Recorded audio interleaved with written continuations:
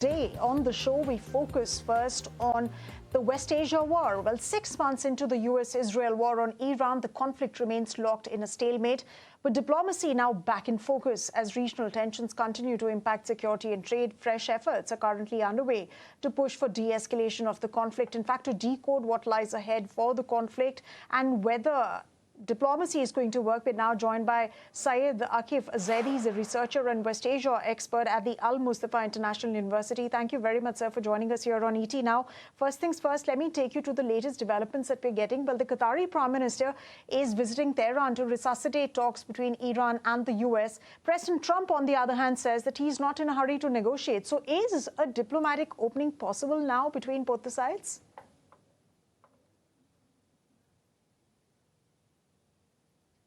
Bismillahirrahmanirrahim. Thank you for having me on your show, and I hope you can hear me clearly. Yes, we can. Absolutely, sir. We can hear you very clearly. If you could kindly answer the question. So,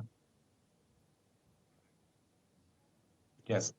We are now 6 months into this war that began with the illegal assault on the 20th of February, when the supreme leader of Iran was, along with many other school children and others, was massacred by the American army.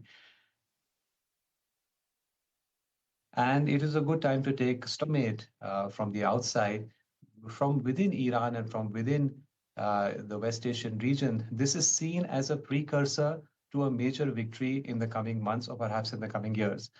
The conflict between Iran and America has actually been going on for almost 5 decades, since the Islamic Revolution in 1979. And while Iran has steadily made progress in this period, for example, it is the largest gainer in the Human Development Index over the last 4 decades in the world. Despite that, it has been under immense pressure from America in the form of sanctions, in the form of coup d'etat, in the form of various efforts to break this Islamic revolution and this movement.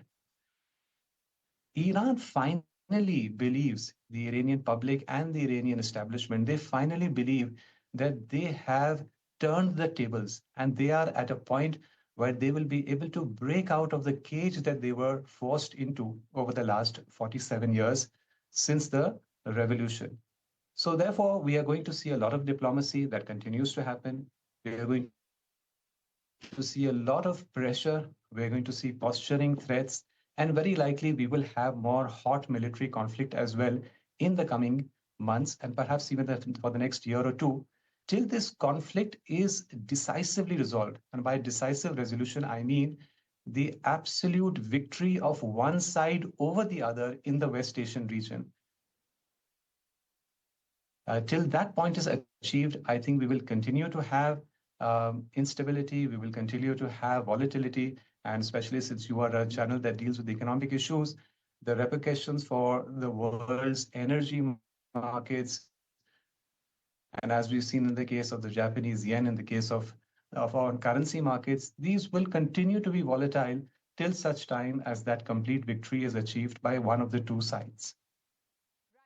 Now, given Qatar's history in the June ceasefire, Mr. Zaidi, help us understand what unique leverage or proposals can Doha get at this point in time, 6 months into the conflict?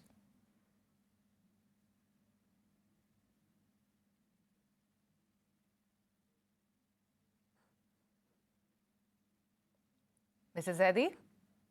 I'm sorry, could you repeat your question? Yes. Now, what I'm asking is that, given Qatar's history, in fact, in the June ceasefire, what unique leverage or proposals does, Doha bring or Qatar bring at this point in time, 6 months into the conflict, as, of course, the PM is headed to Iran?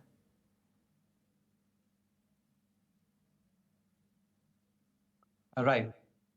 I think we should have a realistic understanding of the role that Qatar or even Pakistan has played in mediation. Their role has basically been one of passing messages, Pakistan, Qatar, or anyone else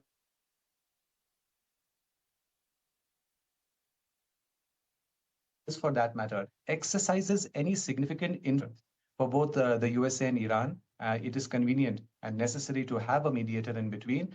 and their role is basically that of passing messages. I do not think that they bring anything more than that to the table at any stage in these negotiations. So at this point, I think it's exaggerated to expect that the Qatari PM or anybody else will have any new suggestions that can actually break what passing messages on from one side to the other, and that's all that we will continue to see. Iran has taken the approach that it wants an end to war once and for all. It does not want a pause in the war only for it to be restarted again 6 months or 1 year down the line. It wants an end to this endless attack, harassment, and war that it has suffered for more than 40 years in this region. And it understands to achieve that goal and purpose, the entire architecture of American hegemony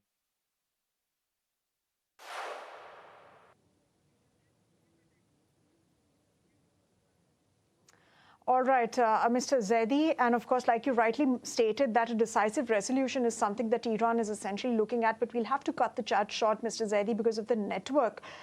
We are finding it rather difficult to, sort of connect back with you again, but thank you very much for your inputs. Which direction, which shape does the war really take in the coming few weeks and months? That remains to be seen, even as diplomatic efforts are currently underway this time.